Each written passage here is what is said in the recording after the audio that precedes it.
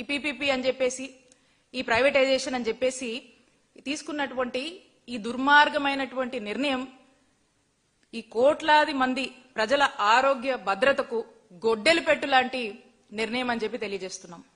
ఎందుకంటే ఇది ప్రజల ఆరోగ్యానికి గ్యారంటీ లేకుండా చంద్రబాబు నాయుడు గారు తీసుకున్నటువంటి ఒక దుర్మార్గమైనటువంటి చర్యగా రాష్ట్ర ప్రజలు దీన్ని చూస్తా ఉన్నారు.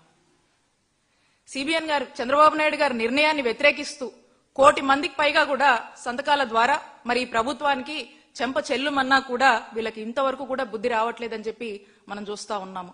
మరి రాష్ట్రంలో ప్రతి పౌరుడు కూడా స్వచ్ఛంద సంస్థలు కావచ్చు, ప్రజాస్వామ్య వాదులు కావచ్చు, అందరూ కూడా ఈ నిర్ణయాన్ని తప్పుపడుతున్నా వీళ్ళకి ఎందుకు ఎక్కట్లేదో, ఎందుకు అర్థం కావట్లేదో మనం చూస్తా ఉన్నాం. ఇప్పటికైనా కూడా ఆయన భేషజాలాలు వదిలేసుకొని ఇక ఈ యొక్క మెడికల్ కాలేజ్ ప్రైవేటైజేషన్ నిర్ణయాన్ని వెనక్కు తీసుకుంటే బాగుంటుంది అని చెప్పేసి మేమంతా కూడా డిమాండ్ చేస్తా ఉన్నాము.